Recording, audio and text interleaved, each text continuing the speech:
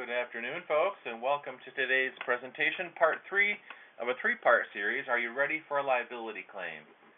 Before we get started, just a few simple instructions. Your phones have been muted, but if you have questions throughout the presentation today, go ahead and use the chat box on the left-hand side of your screen. You should have received a copy of today's presentation yesterday, as a matter of fact. If you haven't received that, just simply let me know by email.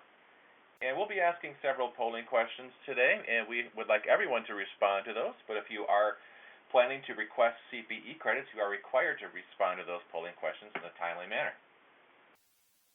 A special thank you to the folks at Wright Specialty Insurance for sponsoring our 3-part series.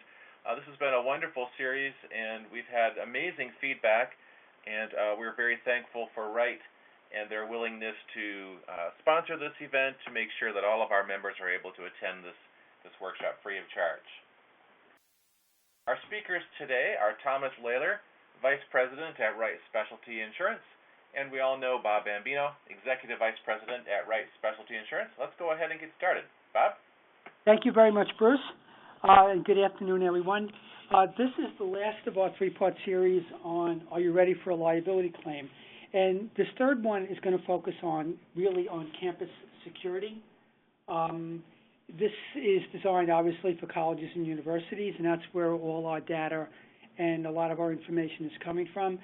For campus security, this is, as you know, an incredibly broad topic. It's probably, we could do a week on this, I guess. So what we're going to focus here is on student-on-student assaults, both sex-based and non-sex-based, and also claims that involve intruders. And an intruder would be anyone who's not authorized to be in the building or in the location where the assault occurred. We're going to look at this in terms of on- and off-premises events, things that happen on campus, off campus, and we'll spend a little bit of time talking about sexual assault claims. Okay, so what we did was just to give you folks some idea as to where our loss experience is. We write colleges and universities pretty much in, I think, about 20-some-odd states. So I would imagine that what we're showing up here is probably fairly common to everyone. Not surprisingly, for these type of losses involving colleges and universities, higher ed, the majority of them, of these assaults, non-sexual assaults, occur on campus or on premises. To a lesser degree, they occur off premises, off campus, and we were thinking that's probably travel, maybe going to away games, maybe people that are involved in internships. Surprisingly, there are some of these events that occur on, buses, 19-passenger vans, or other school motor vehicles, and then the other category is just a few miscellaneous losses that really don't fit well into another category. For sexual assaults, I guess fortunately, there are really not very many of them, a few, maybe a handful. The type of claims that we get for sexual assault overall, less than 10% of them are related to colleges and universities. Most of them in our book occur in K-12, middle school, and high school primarily. So on the university side, college side, not a whole lot of loss experience here, thankfully. We have not made any significant payouts to claimants or injured parties. We don't have a lot of money put aside in anticipation of paying those type of claims. So I guess what you can say is that for our colleges and universities, we have very, very good loss experience in this one particular area. Okay, so what are we going to cover today? Similar to what we did last time, we won't go into as much detail unless you folks want us to when we go through different stages in the litigation process, and that's because this is our third time around. However, when it comes to the insurance company investigation, what to expect in discovery, and what to expect in depositions, we will tailor that to this particular area of loss exposure for assaults and non-sexual assaults. Okay, so Tom, why don't you pick up and take us through some of the liability theories and then some of what the defenses might be. Okay. Good afternoon, everyone. And as Bob said, this is a very broad topic. So I think I will begin by breaking it down into what I consider two categories or scenarios of events that we're really discussing. The first is some type of physical contact between a student or a student and an intruder. And that might take the form of what we would call just a fight or some sort of altercation. There also might be a sexual nature to that contact. The second category of event is an attack or robbery or other violent act by a third party against the student. So this might take the form, for example, of what we would call a mugging or a robbery, something of that nature. So within those two scenarios, I've broken down the most common liability theories that we see. And the first is simply what's called negligent premises security. And that's an allegation that the college did not have proper security means.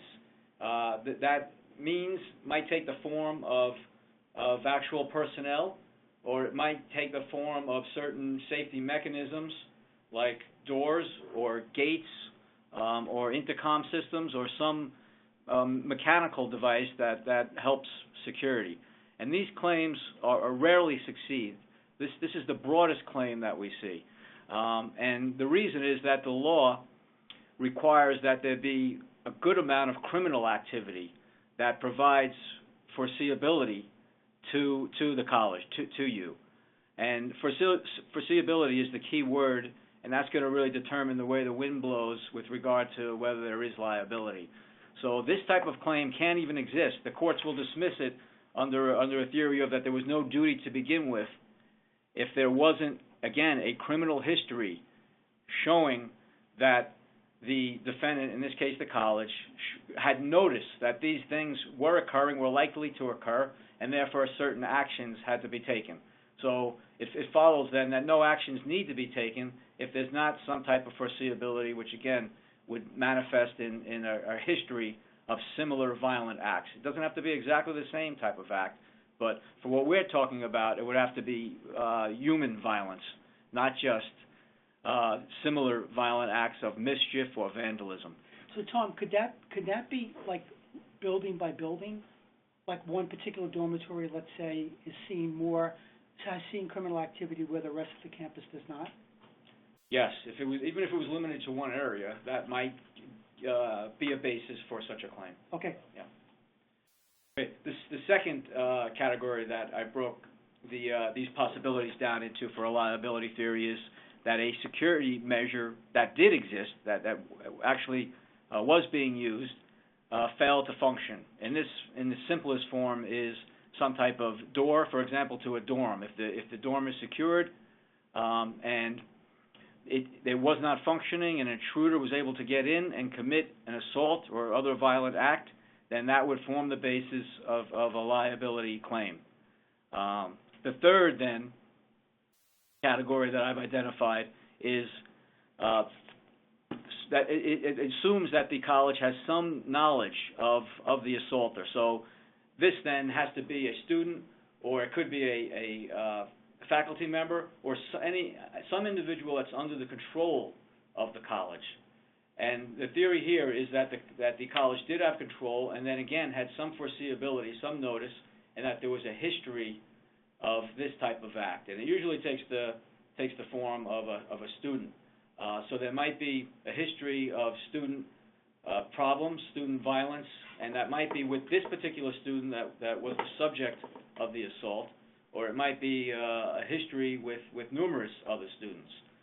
And usually the plaintiff in the case, the claimant, the injured party, their lawyer will probe for reports of prior incidents involving this student. They might ask, for example, for the student's discipline record or personnel records to get to the bottom of that. The fourth category then is in face of an ongoing event. So there actually is some assault, fight, or physical contact between the two individuals, and again, the school in some shape is present for it, but fails to take appropriate action to stop it or prevent it from occurring when it's likely to occur. So would that be like an actual fight between people? Yes, exactly, yes. Or a party maybe on campus that's gotten out of control? Yes, exactly.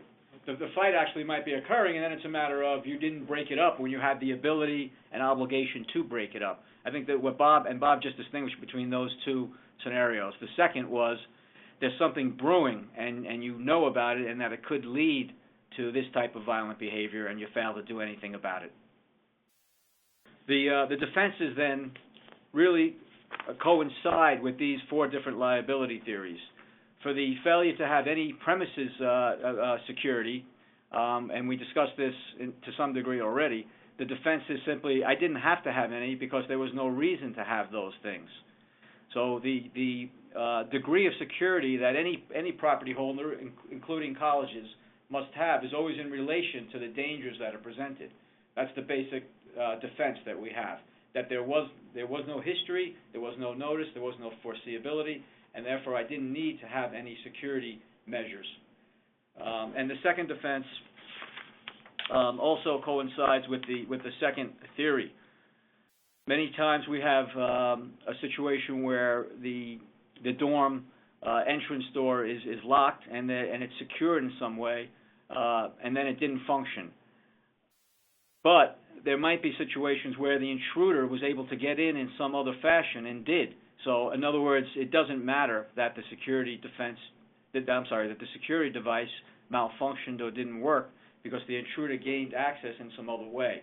So that's, in legal terms, that's called that it wasn't the proximate cause. Any negligence of failing to have the secured door was not the proximate cause of the assault. So if the locks, let's say, on the main door to a dormitory were broken, but the person came in through the window? Yes, exactly. Okay, Exactly. Okay. The third defense, again, coincides with the third liability theory, and it's simply that the fight that was occurring, as Bob referred to it as, was sudden and spontaneous. And this is probably the most common situation that we see. In other words, I couldn't break it up. It just happened. Or there was no real notice to me. Or by the time I got there, it was already over and the damage was done.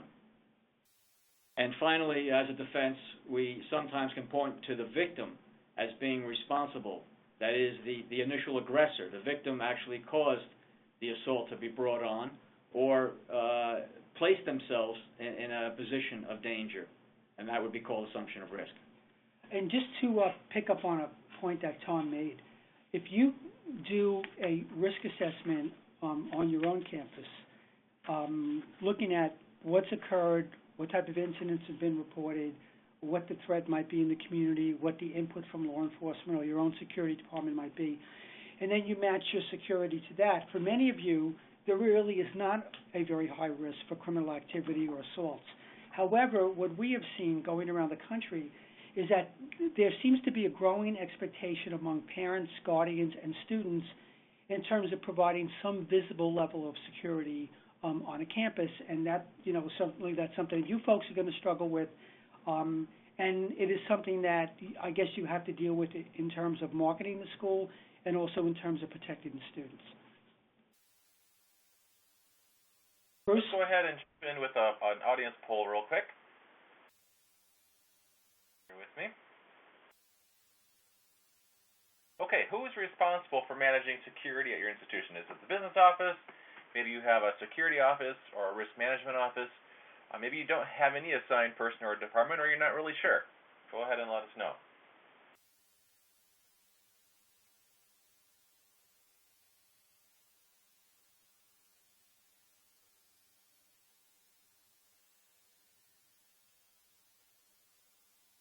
It looks like in 100% of cases, it's the security office.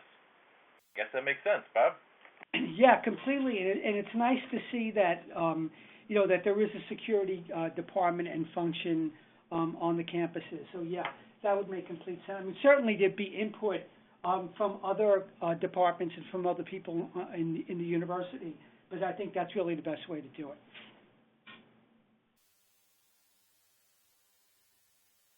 Okay, so in terms of the stages in the litigation process, we've gone over this a couple of times before. Once again, I'm going to remind you that If you are aware of a situation which could give rise to a claim, let's say there's an incident where there was somebody who was seriously injured, you may not have heard from an attorney, from parents, guardians of the student, but you feel that it's serious enough that in your experience, this is something that could give rise to litigation against the university. You'd want to notify your insurance broker and let them have a discussion with the insurance carrier as to what they would want to do with it. Certainly, if you're sent a letter from a lawyer, or you have somebody who tells you, whether electronically, in writing, or in person, that we plan on retaining counsel and suing you, bringing a claim against you, that needs to go to your insurance broker as promptly as possible. And as I've mentioned last time and the time before, any service of legal papers, I would even say even a letter from an attorney, that goes right away to your broker. It's good, as we talked about before, of having some procedure or some system in place where when a legal document is served upon the college, that there's a record made as to who got it, at what time, and in which way. Tom, I would imagine that if service is not done properly, you guys have an opportunity to contest that? Yes, that's correct. Every state will have a statute that delineates how service is to be made and upon whom. And so one of the first things your lawyer will ask you is how was service made and who was it made on. Okay. Now, you have here that answers sometimes have to be verified by signature? That's correct. Some states require that an answer be verified, and it has to be verified by the party. So many times the lawyer can do it, and that makes it real easy, but sometimes we require you to do it, or the law requires you to do it. And then we would have to forward the answer to you and have you verify it and get that verification back to us. Okay. And if somebody reads it and they don't agree with what the defense counsel put down, or they felt they left something out, what should they do? Yes. Okay. So the verification is not done really until after the answer is prepared, and the preparation of the answer should be done in conjunction with the lawyer. In fact, this is a crucial beginning point of the litigation. So this is a great opportunity for your lawyer to contact you and to begin to discuss what the claim is about. Obviously, the event that happened, that generated the lawsuit, is of extreme significance. But beyond that, certain general information will have to be obtained, because a complaint typically contains allegations of ownership of property, of in our case, for example, that certain security might have occurred or didn't occur. So those basic elements have to be confirmed then and communicated to the lawyer so that they can properly prepare the answer. So you won't verify the answer until the answer is actually done, and hopefully, if the process is done correctly, you will have a role in actually preparing the answer. Okay. Okay, so the next step here of the insurance company or the defense counsel investigation, it's similar to what we talked about the first time when we were dealing with premises and operations losses. When Jennifer and I talked about employment liability claims last week, there's less of an issue in terms of physical evidence, physical conditions, and things like that. That was more records and documentation. So, Tom, why don't we run through this? If we're thinking about the example of a student, let's say, who was assaulted or sexually assaulted by another student or a staff member, and then the other example we talked about was an intruder coming in and committing some type of an assault. So what would you folks look for? Right. So, of course, the information is always used against the backdrop of what the liability theories are that we just discussed. So the first thing is whether the event ever occurred. And we're assuming that it did, but many times it's disputed. And perhaps there is an injury, but it was sustained somewhere else, not through this event. So, a good lawyer and a good insurance company will begin to challenge or at least question whether the event occurred. So in light of that, then, we want to know whether there's any video surveillance that might have captured this event or might be able to rule it out. And, of course, we'll look for people who were present, any witnesses. And if it's a student-on-student incident, then we'd want to get a statement, for example, from the student involved. At that point, we wouldn't be able to speak to the student victim because they would be represented by counsel. But we can try, at least, to speak to the other student that was involved in the incident. If it's an intruder, then hopefully there will be some sort of police report or law enforcement documents. And Bob mentioned before about your own security office, so maybe your security office already did an investigation or is doing one. So we would want to be privy to that then. And then beyond that, going to the claim of a student where there was some knowledge perhaps of this student's vicious propensity, we would want to know more about that. We would want to get to the student's records if possible. Or maybe the prior history doesn't exist in a record, but others have knowledge of it. In other words, personal knowledge of these other things. They were present or knew that they happened in some other way. We talked about a claim where there was a negligent security mechanism. In that case, there might be a focus on that mechanism, and we might have to do an inspection of it to visually inspect it, and maybe if it's sophisticated or electronic in some nature, to get an appropriate engineer or an expert to look at that to begin to assess whether it did work, or maybe it was tinkered with or something of that nature. And then when the insurance company comes out or representative defense counsel, they're probably going to look to take signed statements from different individuals? Yes. Okay, and that would be, I guess, any employee who was involved with the situation has responsibility for it? Yes. Again, obviously, incidentally, the lawyers won't take your signed statement. They'll speak to you, but investigators initially will. So we're really at the investigation point right here. Although sometimes the lawyer will have already been appointed and will be speaking to you. That all depends on what the nature of the claim is and the subject matter. The signed statements will be taken by usually an investigator, and of course, first we'll want to know about the event itself. So if a teacher was present, for example, Bob gave an example of two students in a classroom. If a teacher was present, then that's the first place we'd want to go, because the teacher would have first-hand knowledge. And we want to know, again, the basic elements of what we discussed before. Number one, how did it happen? What caused it? Was there any history between these two students or the assaulter? Is there any history on that assaulter that the teacher knows about? How long did it take to happen? Because that may support the defense of that it was sudden and spontaneous. Then the defense of that the victim was the initial aggressor might come into play. So we'd want to know all those aspects from the teacher. Of course, now there are other students in the classroom, so ideally we would want to get statements from as many students as we possibly can. And that's done voluntarily. The students don't have to give the statements, but we try. And later on, just to fast forward for a moment, if those students didn't give statements, but we thought it was important, then the lawyers would be able to take non-party depositions of those students. I'm sorry. And Tom, for an event that occurred in the dorm, who would probably be contacted by the investigator? Right. So we just heard from the poll that there's a security, that you all have security offices. So I'm assuming that the security office is somehow involved in the dorms, but it also might be whoever is responsible for the dorm or who is running the dorm and would have more knowledge about, for example, security measures in the dorm. Okay. Now, Tom, many of these folks have security cameras around the campus, which has certainly become the norm, and I would argue probably expected in most instances.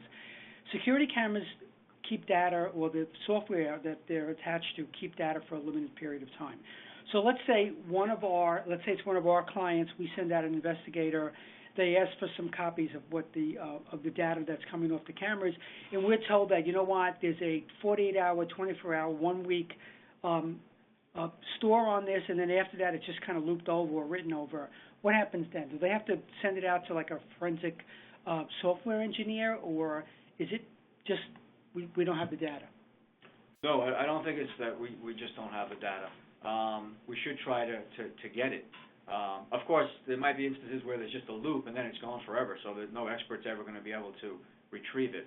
But it's certainly worth an inquiry. But I think there's a key difference in whether the event was known to the college, because in that case, then there's a good argument, and it's also common sense that there should have been some effort to get that tape or the recording at least. In other words, not have it loop over and be recorded over.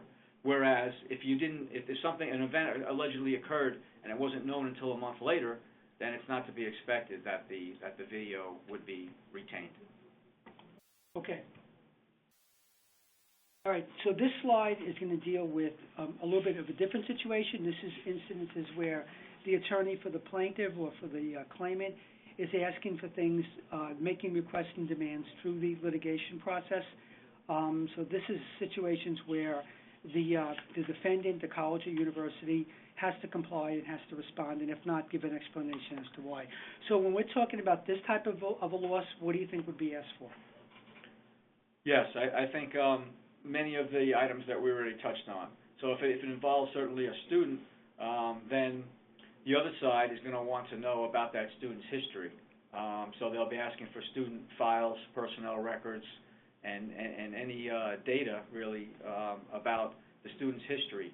They would also ask generally for any records or reports that would show violent incidents that occurred. And this again returns to the liability theory that there is only liability if there's some type of foreseeability or notice which involves a history of similar incidents. And then of course the other side is going to want to know about any surveillance. And this is where we might run into a claim of spoliation if the video or surveillance was destroyed or is not available. So that's another reason to retain the video. Even if it's great for us, the other side is going to maintain that it wasn't great for us if we don't have it anymore. And in fact, the law then would provide an inference that it would show something detrimental to the party that doesn't have the video any longer. I think Jennifer last week mentioned a litigation hold, and her idea was that, okay, something happened, you have notice of claim where you have a letter from an attorney or someone to complain, and there should be, I guess she used the phrase, a litigation hold on information and material. Make sense? Yes, it does. Again, that assumes that we know about it. In many of these instances, the college is never aware that it happened. Okay. There's only an allegation much later. So then I don't have any difficulty with there being no hold. But yes, from the time that you're alerted of it in any way, and incidentally, you might get notice of it not from a lawsuit, from someone's complaint, but simply from the victim themselves, or from a police investigation, or from some other third source. So it doesn't have the first notice is probably, it's highly unlikely that it be the summons and complaint. Okay. Now, Tom, you different states have statutes of limitation. Yes. Okay. Just kind of explain what that means, and also if it's unlikely for colleges and universities, but it could happen. Talk about how the statute of limitations is different if the victim is, let's say, a minor. Let's say they're a 17-year-old freshman. Yeah, that's a good point. So, time frames are always important, and we just discussed a time frame, for example, for retaining certain surveillance. But the law also imposes a time frame for bringing a claim. And one of the reasons for that is that claims become stale, and also we should all know where we stand after a certain period of time so that we can act accordingly and know that there is no claim. So, for example, in New York, for a claim like this, which would really be a common law negligence claim, the statute of limitations is 3 years. We see out in other states, for example, it's similar to that, but it might be a little less. I think it's far more common that we see a 2-year statute of limitations for claims such as this. That would be common law negligence claims for bodily injuries. Bob mentioned that hinted that there's a difference for minors, and that's correct. Since the idea is that a minor, that is anyone under the age of 18, is not competent to even bring a claim on their own, that they're not penalized for not bringing one. So typically there's a toll then to the statute of limitations. The toll will provide that the statute doesn't begin to run until the age of majority is reached. And again, that's typically 18 years old. Okay. Now, most colleges have RAs that are typically students who are employed, I guess, or they're given some compensation for their job. Would the college or university, do they have to produce them as well?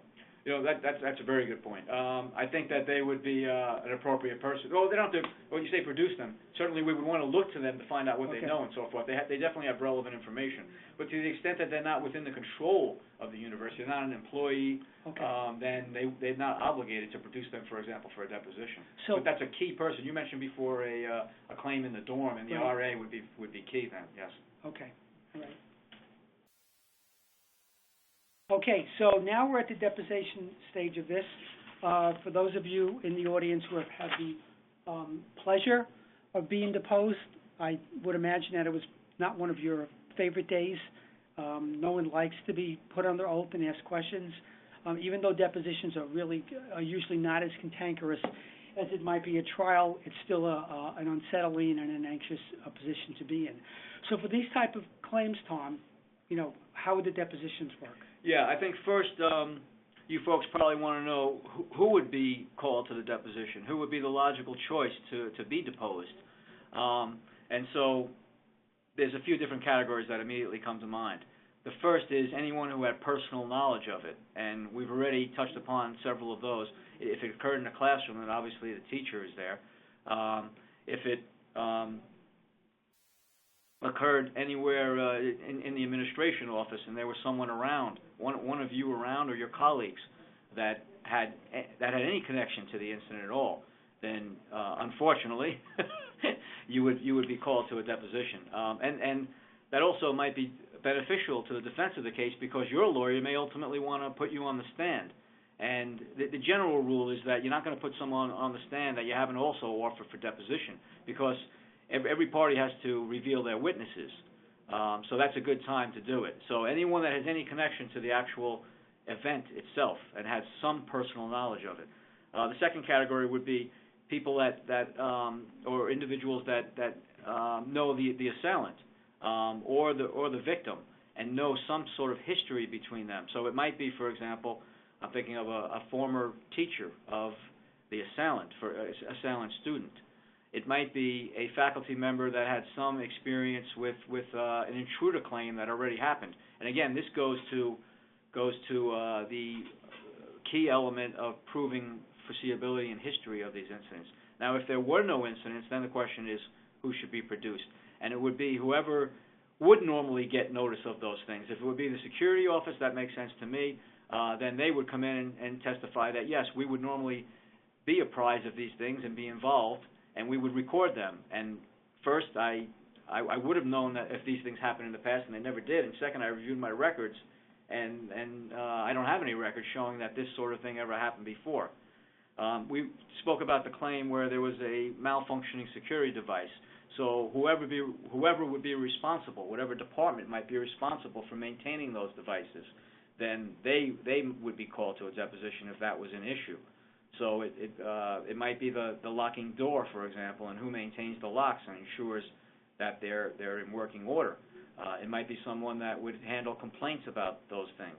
It might be, again, the RA who has personal knowledge of that. It might be the first in line to field complaints from other students about the door not working, for example.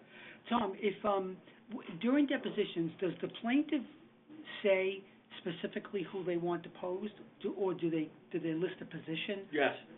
So typically, it's going to change depending on the state law, but I'd say as a generality, the defendant, in this case the college, has the right first to produce someone.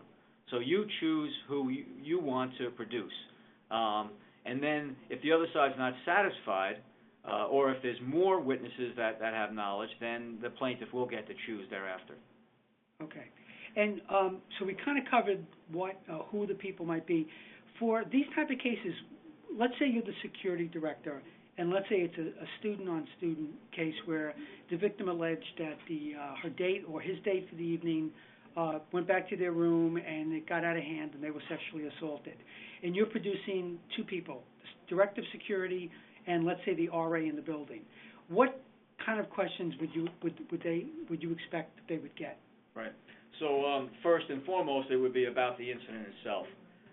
And this sort of scenario doesn't lend itself to that personal knowledge, but upon further thought, it might. For example, the RA might have overheard things that were happening in the room. So let's say the claim is, as Bob said, that the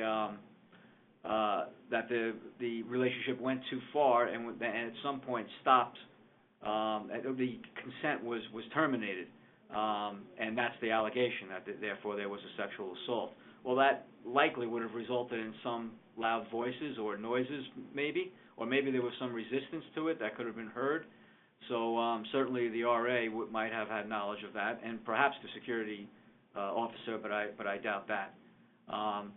The other questions then that would be put to both would be how are people screened to come in, and if there's any mechanism to do that.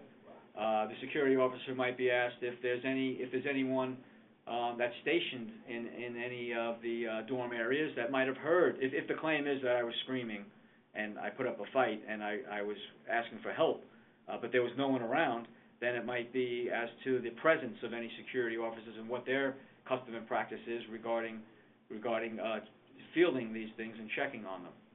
And Tom, as far as these folks are concerned, who are either CFOs or, let's say, vice presidents of finance, would they ever be asked to be deposed, or would you think it would be more granular in terms of going down to the people that actually played a role? Yes, I think it unlikely. I'm sure you're happy about that you folks would be asked to be deposed. But I can think of one situation. That would be in the first liability theory that we gave, which is about general security measures and whether there is any history to form an obligation to have those. If that rises up the ladder to a policy level, and if folks like you are involved in a policy level like that, then I could see that you would be deposed. If I was a plaintiff's attorney, I would want to know why you didn't have these things. So in other words, to flesh this theory out, it might be that the security officer does testify and says, we did consider having certain security mechanisms in place. For example, we wanted to increase the staff on the grounds of the campus, and we wanted to position security personnel in certain places. Well, what happened? Well, we sent that up, and then ultimately it was decided that we would not have that. That was the answer of the deposition. Then for sure the plaintiff's attorney is going to want to go to a higher level and find out what decision-making process occurred, who made the decision, and why it was made. And Tom, when that's being evaluated, I would imagine that there would be like a reasonableness standard. Like just because there are 3 or 4 different alternatives to protect, let's say, a parking area in a commuter school or the entrance to dorms in a school that has housing, just because there are things out there that can be purchased and used, and maybe even these folks have been contacted by different vendors and are trying to sell them, just because they're there doesn't mean they have to purchase them. That's correct. So the touchstone really is the definition of negligence, and perhaps I should have mentioned that previously. But negligence in a nutshell is the failure to act like a reasonable and prudent person under the circumstances. And these claims are based on common law negligence. We haven't discussed any statutory or federal constitutional violation claims or anything of that nature. So we're always talking about reasonableness. What was it necessary? And that's always measured against foreseeability. That is the likelihood of something happening. And so if it ever got to the point of a jury would be asked to assess exactly what Bob has just articulated. In light of the potential danger, and in light of the cost factor, and the obligation only to act reasonably, not perfectly, did the college then act prudently when it made this decision? That's what it would ultimately come down to. Okay. Now, the depositions are done, the transcripts are sent to all the parties that were deposed.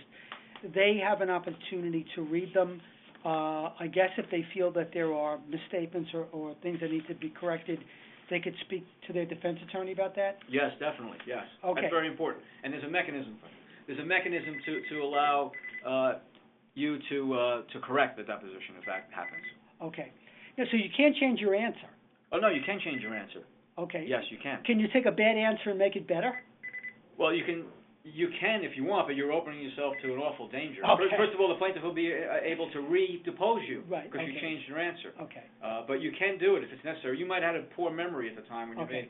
And usually this is on minutia, really. It's about you might be asked about a certain record, and you said, yes, I think we have that record, but when you went back, you realized that, no, you don't have any such record. So then you changed your answer to, no, we don't maintain those sort of records. Okay. Yeah. All right, so the transcripts are out there.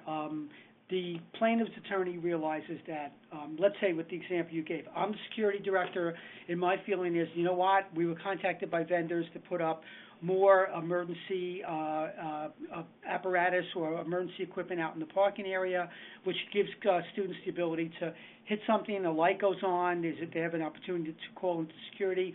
We took some quotes on that. It didn't get into the budget. We go on to the next thing. They depose, let's say, somebody from central office or the office of the president. They testify on it. Now the plaintiff wants to get more information on that. They can make post-deposition discovery demands, and we can do it as well. Yes, exactly. So the deposition itself, the testimony, will generate more information. So it's a lawyer's dream, really, because now there's more information that the lawyers can work on. And all that means is that they're going to be asking for more documents, materials, and information. That's done through typically what's called discovery and inspection demands. And they'll have to, pinpoint what they're looking for, but that probably would have been part of the lawyer's job is to identify those things in the deposition. So if you were being deposed, they would be asking you what type of records you maintained during the day to get to them. So yes, after the deposition. And we can do that too. We can get records from the other side as well. Okay.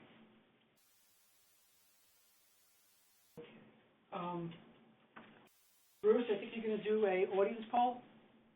Yes, let's go ahead and ask a couple of questions real quick. Our first question: who handles complaints from students regarding assaults, behavior, and security issues on your campus? We've seen that 100% of our attendees thus far have the security office maintaining or handling security on their campus, but who actually handles the complaints? Is it the business office, security office, student services, someone else? Maybe you're not sure. Bob, while we're watching responses come in, is there a should response in this question? Is there one particular department or person who should be handling these complaints? I think the way it should go is that if a student has an issue, whether it's something that happened to them, whether it's a concern that they have, maybe they find that the security device is not working, maybe the lighting's improper, maybe the RA in that particular building is not doing what they're supposed to do, maybe the people at the front desk that are supposed to screen people walking in are not screening them. Students should have a place that they can go to, or places that they can go to, an individual, an email address, a telephone call number where they can go and they can say, look, I'm in this dorm and there's a problem with security. I see people in the building that shouldn't be here. I think you need to be able to do something about it. Now, I'll let Tom answer this part of it, but my observation about that is that's a good thing because it gives the university the opportunity to fix something that's wrong or incorrect or maybe do an evaluation. But on the other hand, once you have that information, you can't sit on it. Right, yes, that's correct. But I think overall, given the sophistication of plaintiff's attorneys today, that it's better to do it. In other words, if you didn't do it at all, the plaintiff's attorneys would go to town on that, and I think jurors today, more importantly, are going to believe that you should be doing something like that. So we have to live with the expectation of what the media is and the hot topics today, and what jurors are going to expect. I also think that if, like here, it's 4 out of the 6 people who voted have it in student services, which is fine, but the people in student services who get those reports, whether it's email, in paper, in person, or whatever, they need to know what to do with that. So it shouldn't be, well, okay, thanks for making your complaint, but now what do? They should have a medium, or they should have a protocol in place where they know who to give that information to. Okay. I'd like to ask one more question before we move along.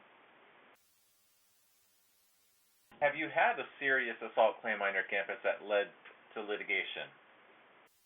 Heard that from Bob that this is a relatively rare claim. I'm not sure if rare is the right word, but there isn't a whole lot of these claims on college campuses. How about our group? Yeah, this kind of tracks what we talked about earlier today. Yeah. I would say, though, that when they do occur,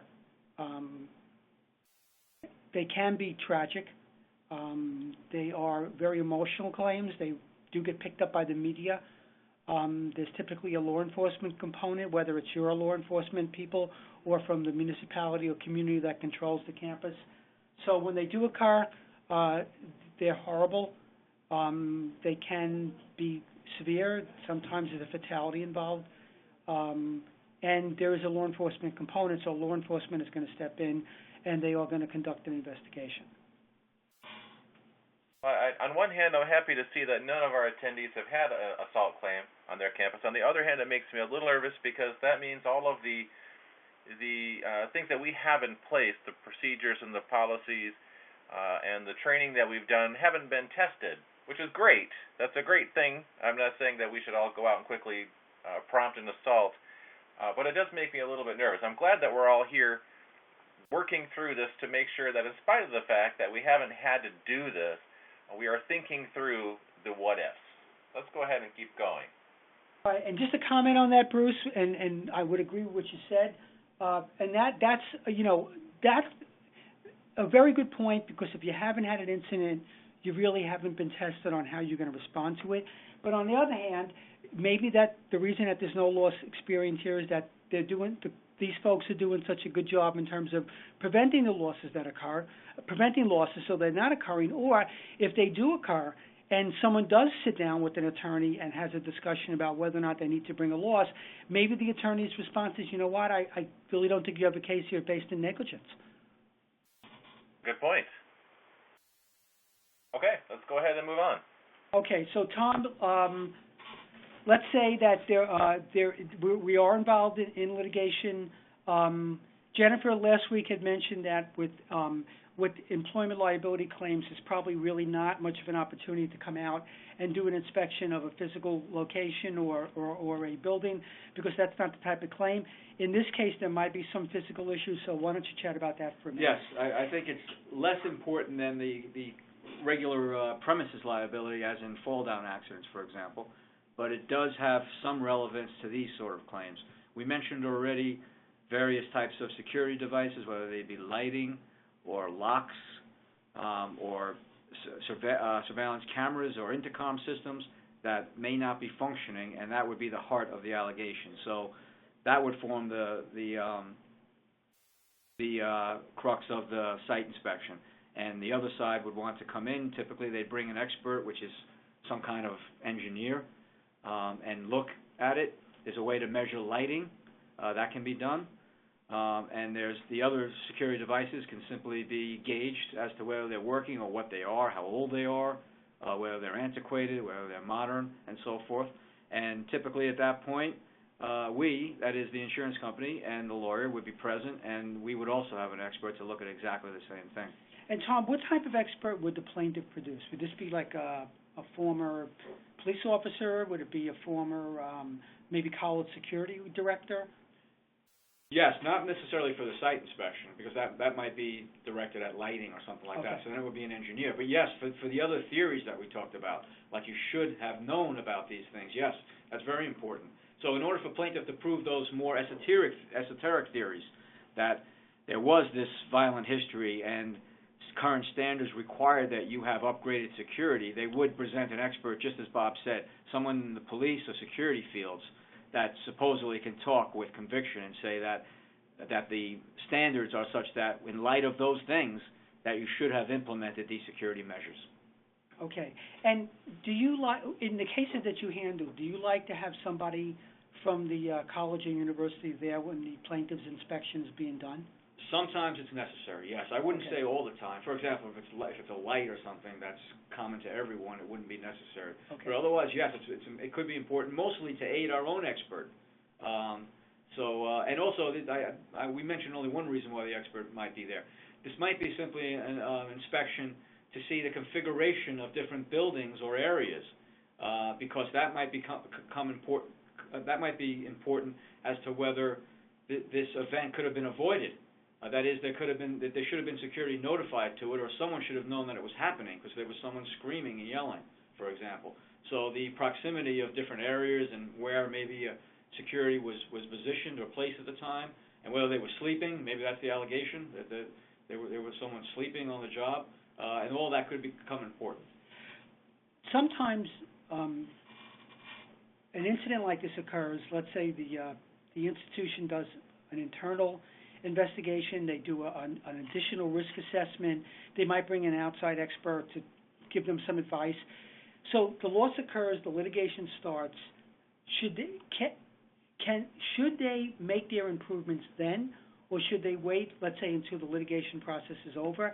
And if they decide, look, we're not saying we did anything wrong, but you know what? We haven't really upgraded things in a while. We're going to upgrade the locking system. We're going to change a few things. We're going to add lighting. We're going to add some additional emergency devices in the parking area or whatever. Can the plaintiff's attorney use that against them? Like, hey, you know what? I'm saying you did something wrong, and you went out and spent $500,000 on security, so there you go. Yes. Generally, the answer is no, because the common rule of evidence is that subsequent remedial measures are not admissible. Okay. So the law says we want to encourage you, even a defendant in a lawsuit, to go ahead and make things better. So if you make it better, then that can't be used against you. There are exceptions, of course. One is that you shouldn't change it before the other side has an opportunity to look at it or inspect it. This really goes back to what we discussed previously about spoliation. So you're not going to make any changes before the other side really consents to it. Second, if there's some kind of issue of control over that issue, over that land, let's say, or that device, right, then by taking some action, it's an admission that you are controlling that thing. So right, it could come into play. So if you claim like, hey, you know what, yeah, our students park in the parking area, but it's not our parking lot, it's the municipality's parking lot, but then afterwards you go out and you do all the repairs, then you in effect admitted that it's yours. Precisely. That was Okay. a very good example, yes. Thank you. All right, so now we're into the trial. Why don't you kind of go over the bullets that you had put into this? Okay. So at a trial, obviously there is testimony along with other evidence that's submitted to the trier of fact, typically a jury. But the trier of fact could be a judge if it's a bench trial, but most likely it's 6 or 8 jurors that sit on a civil trial. So as far as your involvement, it will be to testify if that becomes necessary, and also just to have a general presence at the trial, and that this will be decided between you and your lawyer. But of course, it's always good to have someone present every day, really, in the courtroom on behalf of the college. As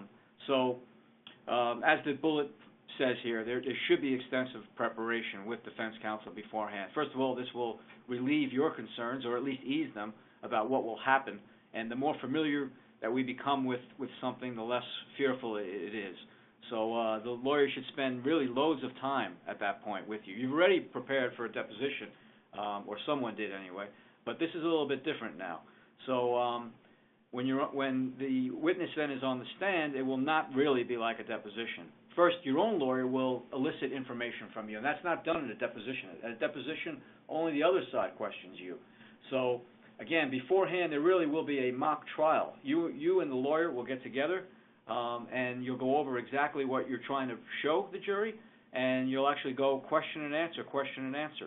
You will also, at that time, have basically memorize your transcript that you gave. Why? Because the substance is important, but also you don't want to vary from that transcript, and the other lawyer is going to really go out of their way to try to show that you did vary from it. In other words, impeach you, to show that your answers either weren't accurate or you're not telling the truth now based on those answers.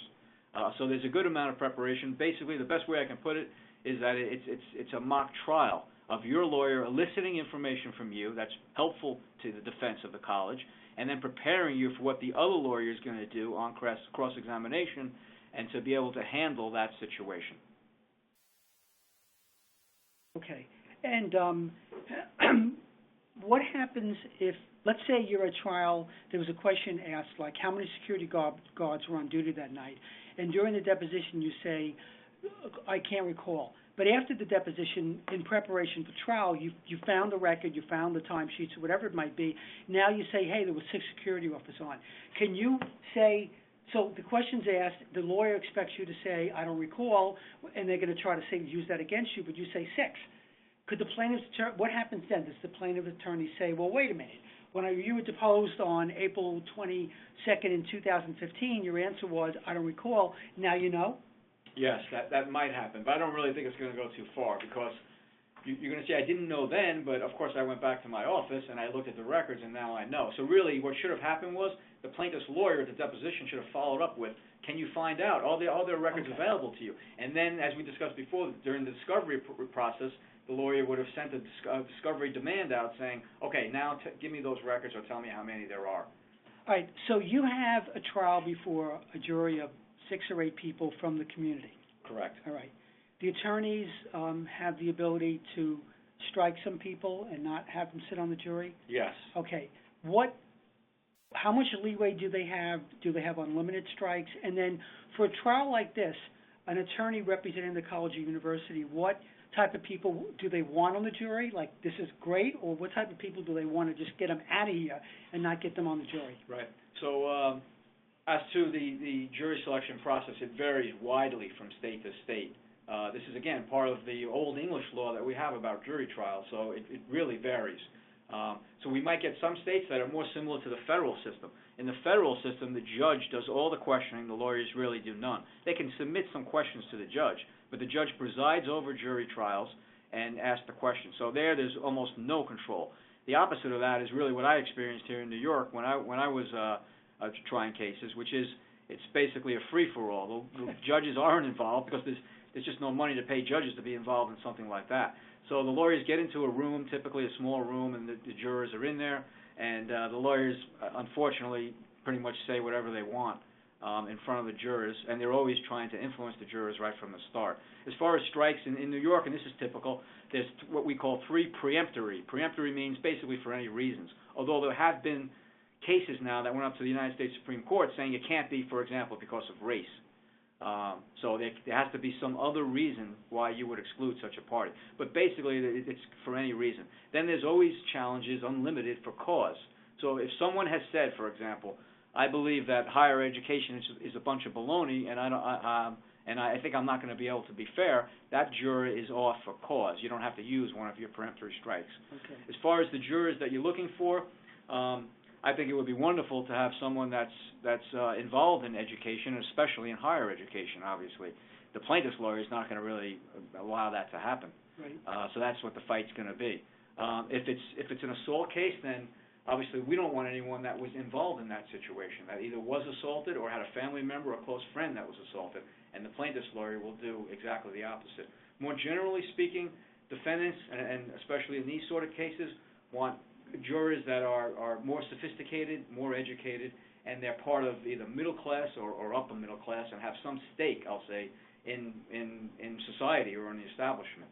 Whereas the plaintiffs typically want jurors who are anti-establishment, don't like big organizations, don't trust them, Right. and also, let's face it, many people realize there's insurance, so they don't like insurance companies, and Right. if they think an insurance company is paying, then that type of person who doesn't pay insurance premiums is going to be ideal for a plaintiff's lawyer as a jury. Okay. In these type of cases, what do you think would really, let's say, anger a juror, cause a jury to just say, we're going with the plaintiff, this is ridiculous? What might get them going emotionally? Yeah, that's a good point. I don't think these cases lend themselves that much to that sort of thing, but what I can think of is if there was history, either with a particular student or generally on campus, and that was ignored. In other words, it's pretty clear that a blind eye was turned towards that. Okay. And if you want to make it personal, so there's a problem student, and it might be for multiple reasons. They might be very aggressive, and some of that aggression might be channeled properly into sports, for example, but when they're not in sports, they're still very, very aggressive. And this has been occurring over a period of time, and now an innocent person is injured by that. I think that could inflame a jury. And I would also imagine that if a plaintiff was able to prove that the university's rules and procedures were not followed, there was, like, in other words, if you are involved in a fight on campus, there's a discipline response to that. If you are caught with drugs or alcohol, there's a response to that, and it did not occur. That I would imagine people would say, well, wait a minute, if you had done it, maybe this wouldn't have happened. I agree, yes. Okay. All right, so what we thought we would do is just give you kind of quickly 4 suggestions from a risk control perspective that might help you here to control this exposure, although I will say you guys look like you're doing a very good job. And this, number 1, goes directly to what Tom just mentioned, is that you don't want to ignore violent or criminal activity. I think the only thing that counterbalances that or maybe causes our clients not to is that there's a huge reputation risk issue involved when it comes to assaults, sexual or not, that occur on campus, on a campus, or as a result of campus activities. So if it's happening, there needs to be some type of a response to that. conduct regular inspections and maintain all security-related issues and equipment, doors that lock, windows that lock, intercom systems, emergency equipment that's out in parking areas or other areas. And also you want to record inspections and you want to record maintenance. Now, what I think we would both caution you about is that if you are doing inspections and you come up with an issue that needs to be addressed, not addressing it and recording it, it's going to be something that's probably going to be identified during the discovery demand, and it's probably going to have to be produced. What the attorney and the court do with it is something else.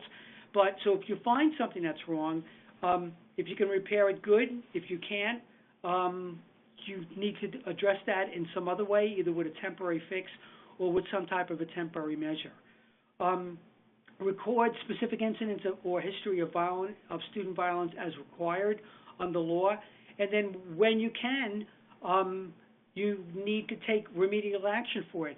One of our clients, looking at their Clery Act data and other data that they had within the institution, realized that they had a problem in one particular program in one particular area, and what they did was they changed the way it was being done. They added security into this one program.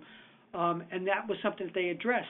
Another client of ours had a ongoing summer recreation program where they were allowing a community group to come in and run a program for high school kids, and there were a number of incidents, primarily fights between the kids, which resulted in injuries not only to the campers but to the security staff. And what they did was they just simply said, we're not going to allow you to come on campus and do this anymore. You can't control it. We don't have the staff ability right now to do it. So they just said, this is not a program that we're going to permit. And lastly, draft and distribute policies concerning student behavior. Students need to know what's allowed and what's not allowed. RAs need to know this as well. Security staff, other people that are working with students, and other people that are responsible for this.